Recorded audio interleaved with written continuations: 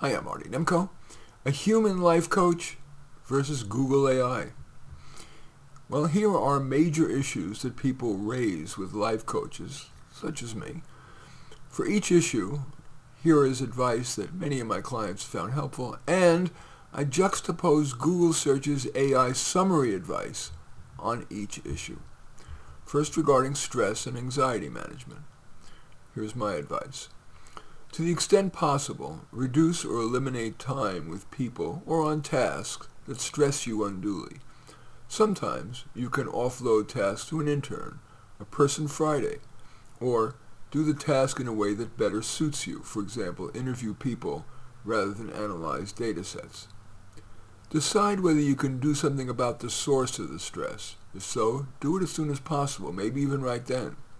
If you can't, try distancing yourself to something constructive or pleasurable. Revisiting an old trauma often doesn't help. Instead, take a baby step or maybe even a giant step forward. Now here's Google's AI summary regarding stress and anxiety management. Prioritize sleep, nutrition, and exercise. Practice relaxation techniques like deep breathing and meditation. Stay socially connected. Manage time effectively. Set boundaries by learning to say no, and take breaks from news and social media. It's about balancing self-care, body and mind, with healthy coping strategies, rather than avoiding stress, which is inevitable. Next, regarding time management and procrastination. Here's my best generic advice. On what do you spend lots of discretionary time? For example, watching or playing sports. Discretionary travel, excessive cooking or cleaning, tasks that you'd be wise to outsource. You want to change? And ever ask yourself, do I really need or even want to do this? And if so, to what level of quality? And now here's Google's AI summary on time management and procrastination. Have a mix of planning, breaking tasks down, and managing your mindset, creating schedules, using techniques like the Pomodoro for focus, prioritize by urgency and energy, minimize distractions, that is like phone and apps, and trick yourself by starting with small 2-minute steps to build momentum and overcome overwhelm. On improving a relationship, my advice, how do you eat an elephant? A bite at a time. Same with a relationship. What's one thing you, not your partner, want to do to improve the relationship? Examples. Pay attention when he or she is talking. Put the dishes in the dishwasher. Be slower at sex. Now ask your partner whether he or she thinks your idea will help. Then ask, what's one thing you want to do to improve the relationship? Google's AI summary on improving a relationship. Focus on active communication, showing appreciation and quality time, while also accepting your partner and maintaining your own independence. Key actions include empathic listening, being present without distractions, supporting each other's goals, being reliable, and fighting fairly by understanding perspectives instead of blaming. Now, on spending and saving. My advice, often you don't get what you pay for. For example, status brands don't often enough yield sufficient additional pleasure to justify the cost. In fact, status brands can give more headaches. For example, luxury appliances and cars break down more because of their complicated extra features and or because companies, which sell more of their mainstream products, have more experience on how to make those reliable.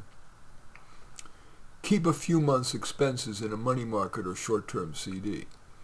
Automate savings to avoid having to be disciplined. For example, have your employer put a fixed amount into the tax-advantaged 401k or IRA.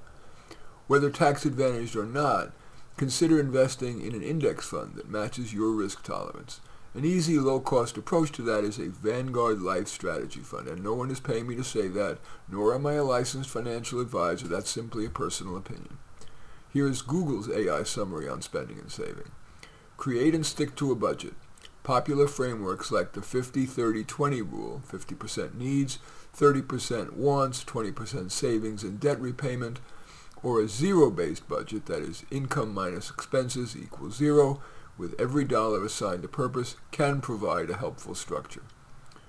Prioritize saving and investing. Treat savings like a non-negotiable monthly bill. Automating transfers to a high-yield savings account or retirement fund removes temptation and builds consistent habits. Take full advantage of employer matching programs for retirement plans that is essentially free money. Track your spending. Understand where your money is actually going. This awareness helps you identify wasteful purchases, cut costs, and ensure your spending aligns with your priorities and goals. Avoid high-interest debt. Debt steals your income by forcing you to pay interest for months or years. Focus on paying off high-interest debt like credit cards as a top priority after building a small emergency fund. Pause before impulse buying. For non-essential purchases, enforce a 24 or 48-hour cooling off period. Often the urge to buy the item will pass, helping you avoid buyer's remorse. I have to parenthetically say I think that's a good summary. Now regarding finding a job. My advice, one size does not fit all. If you have a good track record in networking, do more, and of the type or types that work for you, getting together with friends, going to conferences, joining meetups, whatever. If your past networking efforts haven't yielded sufficient benefit or pleasure, focus your job search by querying your existing connections and in crafting applications that make clear you're an excellent fit for the position. Here's Google's AI summary on finding a job. Focus on strategic networking, the most effective method, according to this Google summary. Tailoring your resume and cover letter with keywords for each role. Thoroughly researching companies and interviewing thoroughly, treating the search like a job with structure, and being resilient by not taking rejection personally. Leverage online tools, but prioritize genuine human connections and demonstrating your unique value to stand out from the algorithmic noise. On getting ahead, my advice, keep learning what would help you get ahead that you have a proclivity for. Such learning is usually efficient if you self-study plus a tutor to get you over rough spots. A long course, let alone a degree, may not add enough to your skills or even employability to justify the time and money. Cultivate relationships that are potentially helpful. And Google's AI summary on getting ahead. First, regarding mindset and habits, it says take responsibility, own your mistakes and flaws to learn from them rather than making excuses. Choose discomfort. Consistently choose the harder, more productive path like stairs over escalator, learning over scrolling, to build capacity for bigger challenges. Be consistent.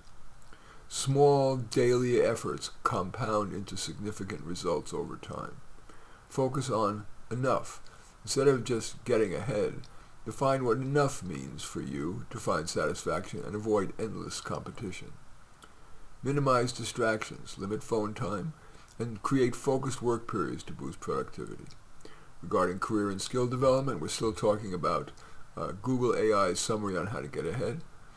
Lifelong learning. Invest in your skills and education to stay relevant and advance. Set clear goals. Define your vision and create actionable steps to reach it. Network and mentor.